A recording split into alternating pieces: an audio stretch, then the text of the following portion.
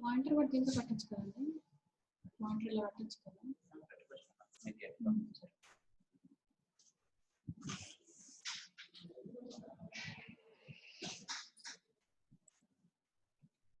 Good morning. Today I am going to take Passerella, Francisella, and some portion of Vibrio, as these are small topic. Here the genus Passerella was first identified in 1878. In 1878 by 78 by Louis Pasteur. And this genus Passerella contains several related bacteria.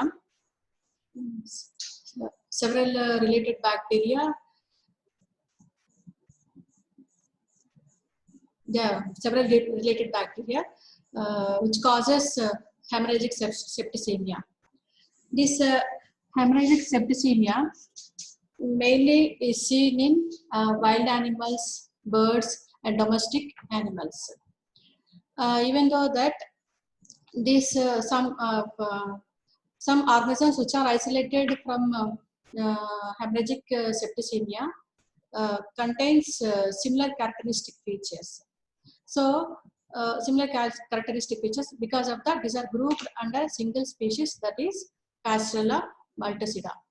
Even though it shows wide host range, previously it is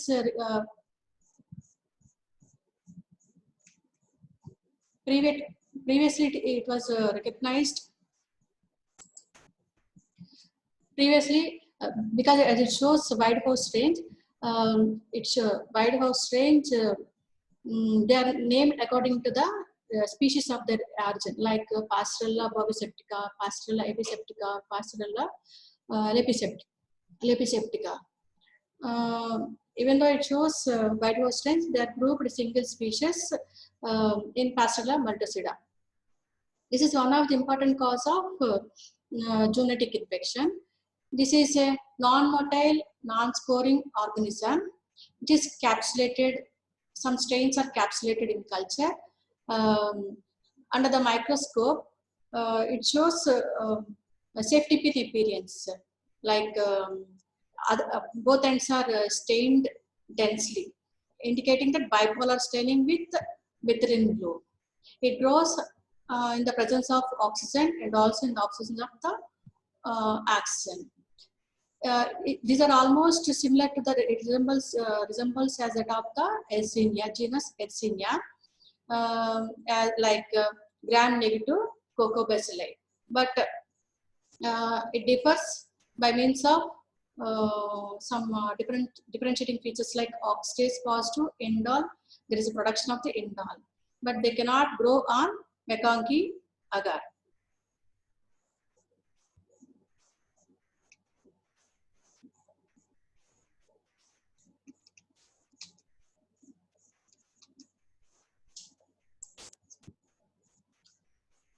The pathogenesis of Passerella multocida is mainly due to the presence of some virulence factors, like these organisms are capsulated, and it also produces a toxin, that is dermonecrotic toxin, which is responsible for progressive respiratory tract infection, and also activates the cell signal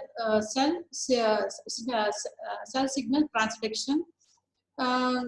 It is mainly due to the toxin that is produced by toxia gene, which is present in the conserved region of the Passerella multocida. And this organism also produces the lipases. This lipases is responsible for the hydrolysis of the triglycerides into fatty acids and glycerol. It shows a wide host strain. Because of the presence of wide host strains, it exists in the nature, thereby producing different types of diseases in wild animals and also birds.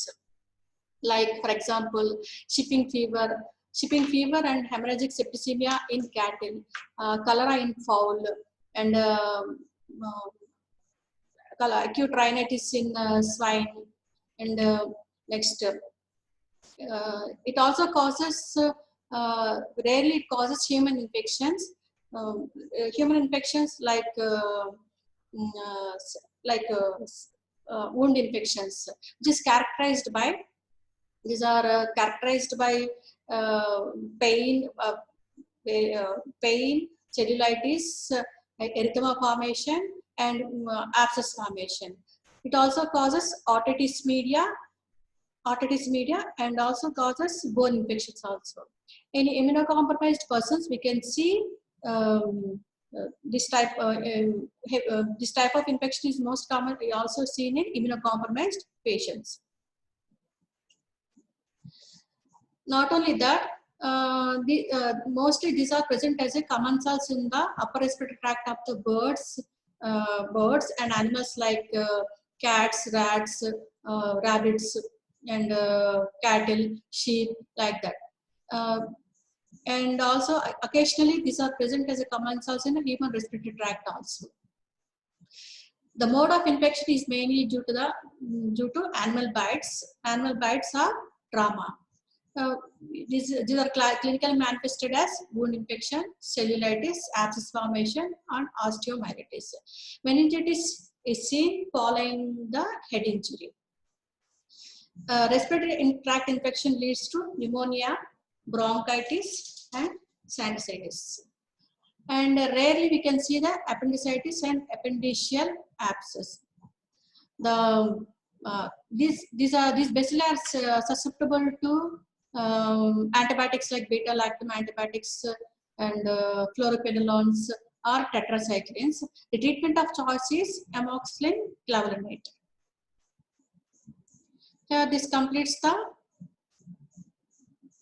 Passerella multocida. And next comes the genus Francisella. This genus Francisella species was first identified in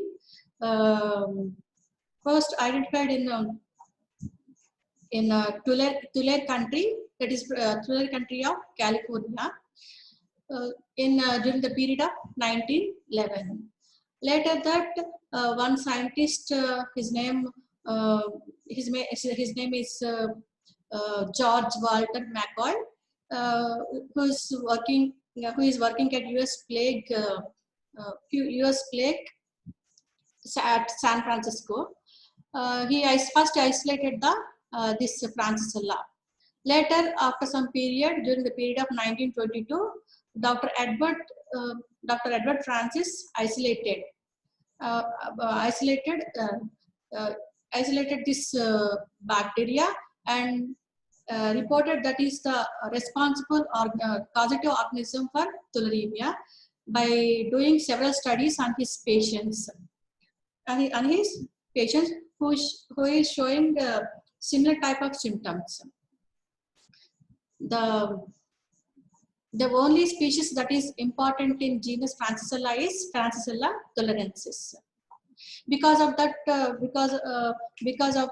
only this genus is named as Francisella in the honor of Dr. Edward Francis. By his discovery, this genus is named as Francisella. This Francisella tularensis causes tularemia. It's an important disease in rabbits and other rodents. It is commonly seen in Tulare County, California. The mode of infection is mainly through bite of the ticks and other arthropod vectors. It also causes infection through contact of infected rabbit, ingestion of the infected rabbits, or taking of contaminated water. Sometimes it also causes infection through aerosols due to the contaminated. These aerosols are contaminated with excreta of infected rodents. If you see the life cycle of Francisella tularensis, Highly virulent strains are present in North America. Low virulent strains are present in Europe and some parts of the USA. Humans get infection by the bite of these flies or mosquitoes. After entry, human gets infection through the bite of these mosquitoes. After entry, these bacteria enters the most of the cells. Primarily, it affects the macrophages. One important point is it is this Francisella tularensis is a facultative intracellular bacteria. That means it lives only inside the cell of the host. After entry into the macrophages,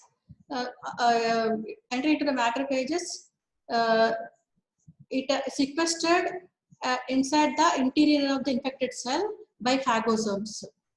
This bacteria comes after this phagosome into the cytosol, where they rapidly proliferate, and at the same time, this infected cell undergoes apoptosis.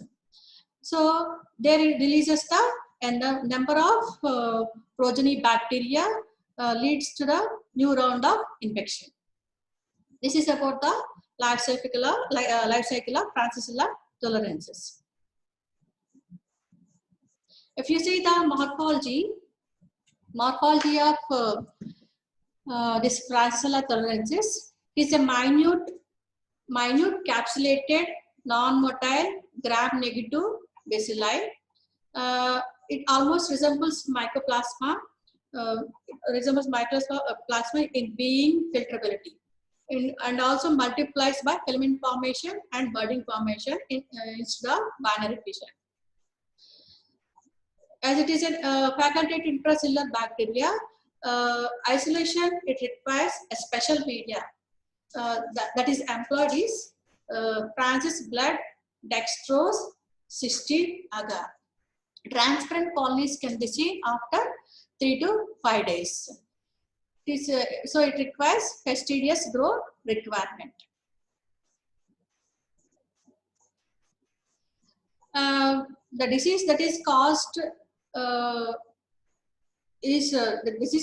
by this Francisella tularensis is tularemia. In humans, it can be clinically manifested as local ulceration along with lymphadenitis or typhoid-like fever with glandular enlargement, or influenza-like respiratory infection can be seen in humans. Diagnosis can be made by using the culture media and also inoculation to the animals like guinea pig or mice. In serological diagnosis, agglutinating antibodies can be seen in the patient's sera. If you see the preventive measures, it can be prevented by taking the measures like preventing the bite of preventing the bites of mosquitoes or any other arthropods also, like ticks. Next, other important preventive measure is taking the repellents, insect repellents, and refraining from drinking from untreated water. Or it should be meat should be properly cooked. Before taking, it should be properly cooked. If working with the Francisella tularensis is very hazardous, so the person should wear sterile gowns and wearing impermeable gloves. They should take care. They should take care by using goggles for eye protection. These are some of the important measures that they have to take at the time of working with Francisella tularensis. For high-risk people who are working in laboratory, attenuated vaccine is also available. This attenuated vaccine can be administered by scarification. So this is about the Francisella tularensis. I forgot to tell you one important point in Pastorella multocida. That is Louis Pasteur. Louis Pasteur used the Pastorella aviseptica for the development of the first attenuated bacterial vaccine. This is the important point you should remember. If you see the next topic, this completes both Francisella and Pastorella. Next topic is Vibrio. This is very important topic. Sometimes you may get essay question or shorts also, or very shorts also. Here, this family Vibrionaceae contains 3 genera. They are genus Vibrio, which contains very important species, that is Vibrio cholerae, the causative agent of cholera. Besides this, other genuses are Aeromonas and Glycomonas. These are usually associated with human infections. Human infections are lesions. The genus Vibrio is named because of their vibratory motility. If you see the characteristic features of this family Vibrionaceae, these are gram-negative bacilli, rigid curved rods, actively motile with single polar flagella. It can survive in the presence of oxygen, and some are facultative anaerobes. These are catalase oxidase positive. Nitrates are reduced to nitrates and also grows on ordinary normal media. You see the genus Vibrio. It contains some important species which are associated with the human infections. They are Vibrio cholera. This is the causative agent of cholera. And next species are Vibrio parahemolyticus, Vibrio vulnificus. This Vibrio cholera was first identified by Pesce during the period of 1854. After 29 years, Robert Koch isolated this Vibrio cholera from cholera patients and called it as Kama bacillus because it appears as the of Kama.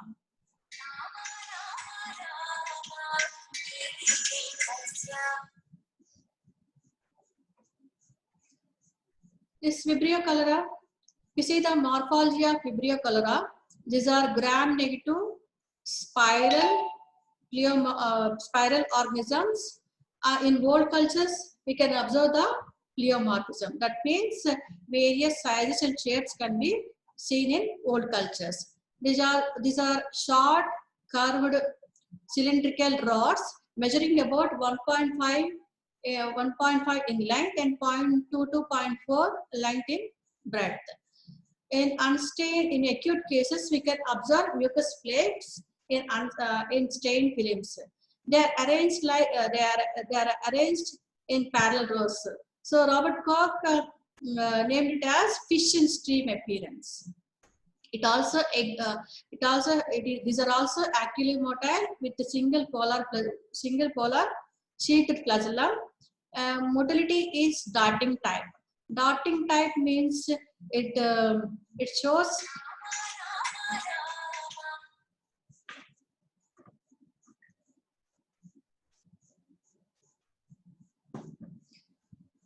darting motility means it shows a quick motility. The organism shows a quick motility without any visible change in the position of the subject. So we have so many types of motilities. Here in this case, Vibrio cholera shows darting type of motility in fresh samples. Fresh acute stool samples are from young cultures. These are readily stained with aniline dyes, so these are gram-negative and non-acid fast. And also under the microscope, these can be observed like swarming gnats. This is the picture showing under the microscope. This is a gram staining. These Vibrio cholera bacilli are Kama shape. If you see the cultural characteristic features, these are aerobes. That means in the presence of oxygen, they will grow. But even though,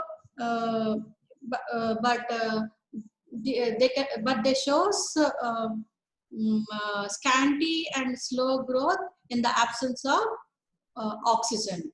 These are slight facultative anaerobes, and it grows at a temperature range of 16 to 40 degrees centigrade. Optimum is 37 degrees centigrade.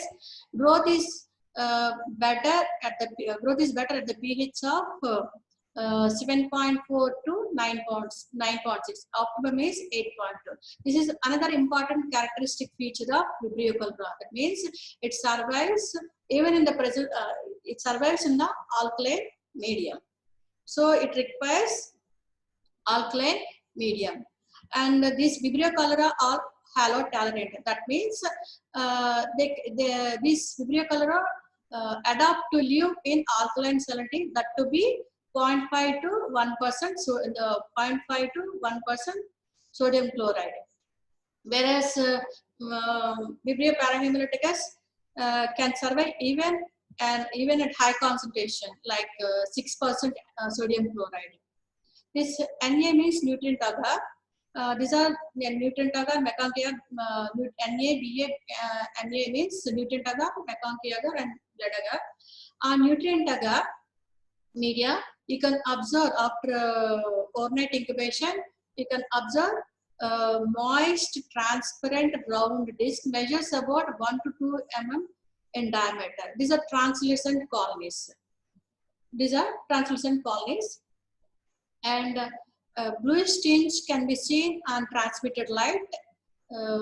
Next, it also shows a distinctive odor also. On meconchi agar, this produces non-lactose fermenting colonies. On further incubation, you can observe reddish color colonies because of the late lactose fermentation. On blood agar, colonies on blood agar after overnight incubation, you can observe colonies are surrounded by green zone. Later, these are surrounded by clear zone due to the hemodigestion on further incubation. And another important media, that is gelatin media. Because this organism produces the enzyme like gelatinase, it liquefies the gelatin. Because of that, gelatin media is used.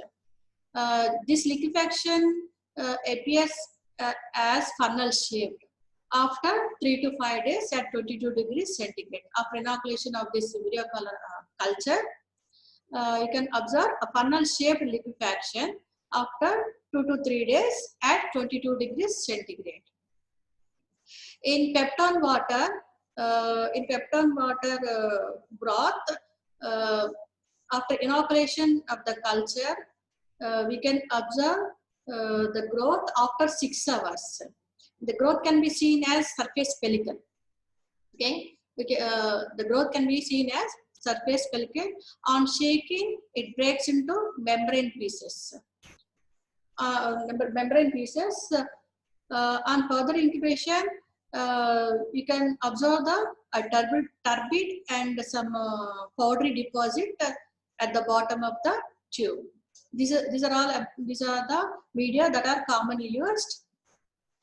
And special medias, a large number of special medias are employed for identification of this Vibrio cholera. We have so many medias are available, like transport holding media, enrichment media, plating media. These are the medias that are commonly used for isolation of the Vibrio cholera. So the first one is transport holding media. This was first. This is introduced by our Indian scientist. His name Venkatraman Ramakrishnan. So it is named it as Venkatraman Ramakrishnan holding media.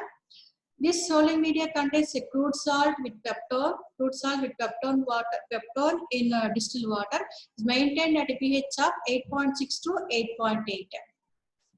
Okay. Why we are using this transport or holding media? Because this Vibrio cholerae is very delicate organism. Usually it survives in alkaline media. That's why we are using the transport or holding media. Another media is Carey-Blair media is maintained. It's a buffered solution, contains sodium chloride, next sodium thiosulfate, disodium phosphate, and calcium chloride. This variable is maintained at a pH of 8.4. Okay, this Carey-Blair media, transport media, can be used. Can be used for even for Shigella, Salmonella, as well as for Vibrio cholerae. Autoclaved sea salt is also used for transport of the Vibrio cholerae. And also this thick blotting paper impregnated with stool is also used as a transport or holding media. This thick blotting paper measures about 5 centimeters to 1.5 centimeters length to breadth. This is about the transport and holding media. And next one is enrichment media. This enrichment media contains alkaline peptone water, which is maintained, its pH is maintained at about 8.6. And another one is Mansus taurocholate telluride media. This is also used as a transport and enrichment media. This enrichment both can be used as a transport or holding media.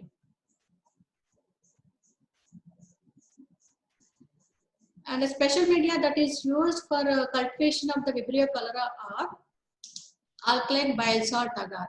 This alkaline bile salt agar is maintained at a pH of 8.4.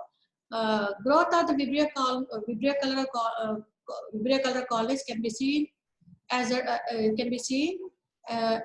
similar to that of the growth on nutrient agar, like moist, transparent, round disc colonies, which shows a bluish tinge on transmitted light. And next media is Mansus DTTA. It is known as Mansus gelatin taurocolate trypticase telluride agar. This media is maintained pH of 8.5. So you see, now we had seen different types of media. These are all maintained at a pH of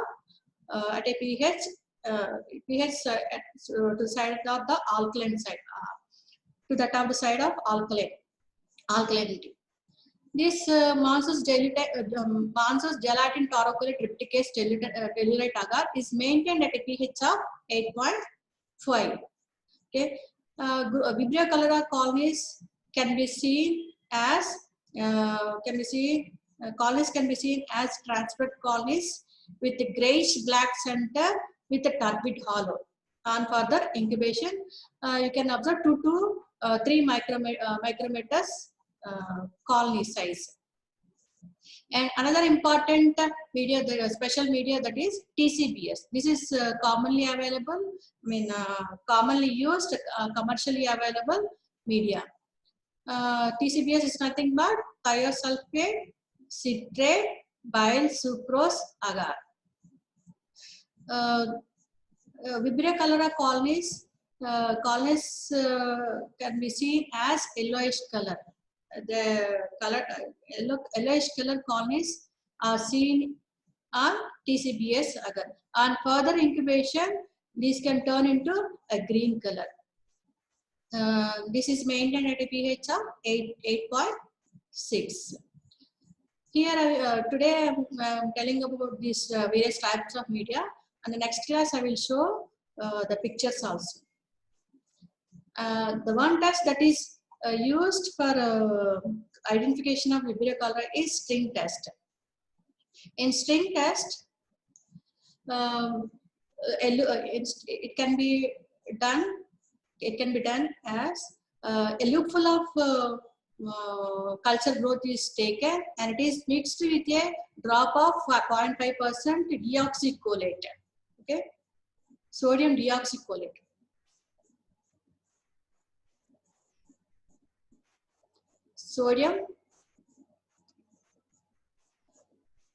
A loop full of growth is mixed with a drop of 0.5% sodium deoxycholate on a slide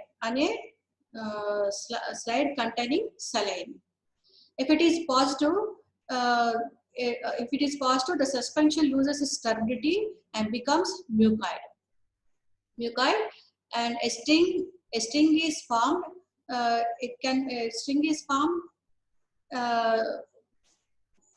String is formed if you move the loop away from the suspension. This is one important test for to differentiate from other Vibrios.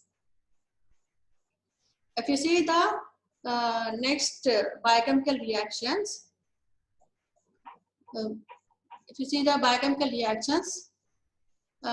carbohydrate carbohydrate metabolism is fermentative. That means it produces acid only, but no gas production.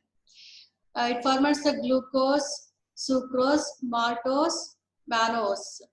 On further incubation of the lactose sugar, you can observe the fermentation of the lactose also. That means it has a characteristic feature of late lactose fermentation, and it produces the here indole is positive and nitrates are reduced to nitrates. These two components are used for identification of the pathogenic Vibrio cholera by means of cholera red reaction. In cholera red reaction, we can add few drops of concentrated sulfuric acid to a 24-hour peptone broth. If the peptone broth contains Vibrio cholera organisms, the medium peptone water turns into a red color due to the production of the nitrosoindole. This is very important question. It can be given as very short also.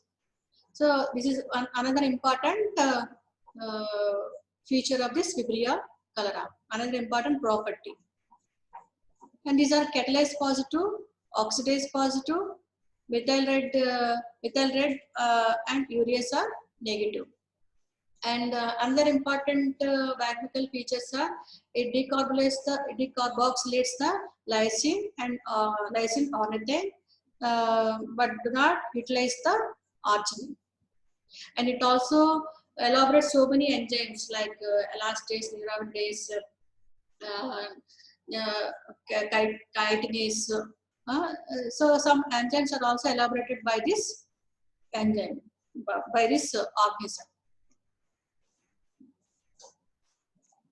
This is a picture showing cholera red reaction. And if you see the resistant pattern of this Vibrio cholera, as these are delicate organism, these are susceptible to heat, drying, and on exposure to acids.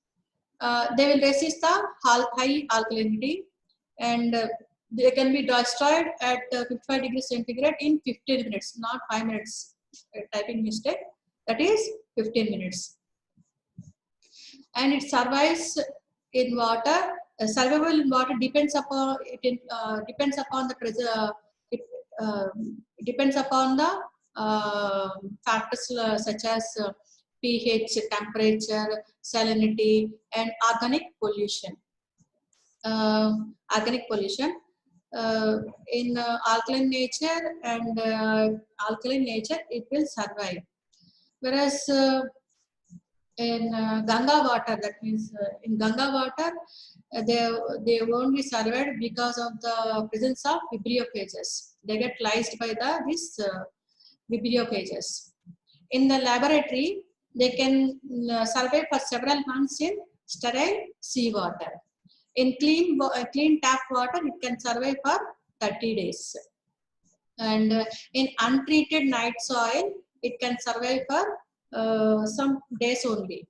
These are susceptible to common disinfectants, and these are killed in gastric juices when they are exposed to whenever they are exposed. But they survive for 24 hours in achlorhydric gastric juice. On fruits and this foodstuffs, they can survive at room temperature. On fruits and foodstuffs at room temperature, they can survive for days only. Whereas contaminated food, they can survive in refrigerator. It can survive for 1 week to 2 weeks. This is about the resistant pattern of the Vibrio cholera. If you see the in this family Vibrio contains family Vibrionaceae contains so many genus which are closely related. To differentiate these, classification has been introduced. The first, in the past, basing on the oxidase positive, oxidase positivity, active motility, and because of the carbon nature, they are loosely classified. After that, precise criteria has introduced to differentiate these closely related Vibrios. The first classification is Hebug grouping of Vibrios. The Hebug grouping of Vibrios classified basing on the fermentation of mannose, sucrose, arabinose. Later, two groups are also introduced. The Vibrio cholera belongs to the group 1. That means this group 1 ferments the mannose and sucrose, but not the arabinose. This is one important classification. And next classification is Gardner and this is Gardner and Ventraman's classification. This is a serological classification. Vibrios possessing similar biochemical features and presence of common flagellar H antigen. These are divided into two groups. That is group A. The Vibrios possessing similar biochemical properties and common flagellar antigen, they are grouped under group A, and which are showing heterogeneous characteristic features. They are classified under group B. This group A, basing on the major somatic antigen like Go, this has been again divided into different serogroups. They are from 1 to 139 till they are classified basing on the isolates known till 1992. So most of the isolates that had seen at the time of epidemic till 1992, causing cholera, they are grouped under the subgroup O1 subgroup. These are the organisms causing cholera. Next, after that, because of that, at the time in the laboratories, diagnostic laboratories, serogroup O1 antiserum is available. Most of the O1 group cholera vibrios agglutinates the respective agglutinates the O1 antiserum, whereas some other isolates won't agglutinates this O1 antiserum. They are designated as non-agglutinating vibrios. O1 antiserum organisms which are agglutinating O1 antiserum are designated as agglutinating vibrios. Which are not agglutinated, they are designated as non-agglutinating Vibrios. But these terms are not appropriate because some isolates which are not agglutinable with this O1 antiserum, they are agglutinable by their respective sera, which are indistinguishable with this clinical disease. Indistinguishable with this clinical disease. Some organisms shows some organisms shows cholera-like, even though they are not non-agglutinable. But these non-agglutinable vibrios, most of them are present in environment, and not only in environment, they are also present in healthy human intestine also. Later, again the isolates that are obtained at the time of epidemic, again they are classified into classical biotype and alta biotype, because this classical biotype is differentiated. This alter biotype is differentiated from classical Vibrio by hemolyzing the sheep erythrocyte blood agar, and also positive for Wilks-Prosker reaction. This alter doesn't show that much of clinical manifestations when compared to the classical biotype. Later, this both classical and alter biotype again classified based on minor surface antigens into 3 serotypes. They are Ogawa, Inaba, and Hikojima. These serotypes Ogawa and Inaba are agglutinable by their own respective specific sera, whereas this Hikojima agglutinable by both these Ogawa and Inaba serotypes. Even though there is no difference in pathogenesis. This is mainly important for epidemiological significance. These serotypes are important for only epidemiological significance. This non-woven subgroups, non-woven vibrios, which are present up to 139. Again, they are divided into several subgroups. During the period of some 1994, like that, this serogroup 139 produced another epidemics. So it is not suggested now. It is not suggested as a non-agglutinable vibrio. After this classification, in a different nomenclature is also given, based on the presence of similar biochemical properties and common flagellar antigen in group O. These are all grouped under a single species, that is Vibrio cholera. So they can be named as nomenclature is also given, like Vibrio cholera serogroup O1, biotype alta, and serotype Inaba, like that. It can be nomenclature can be given like that. Further classification of this Vibrio cholera also are done by using the fast typing.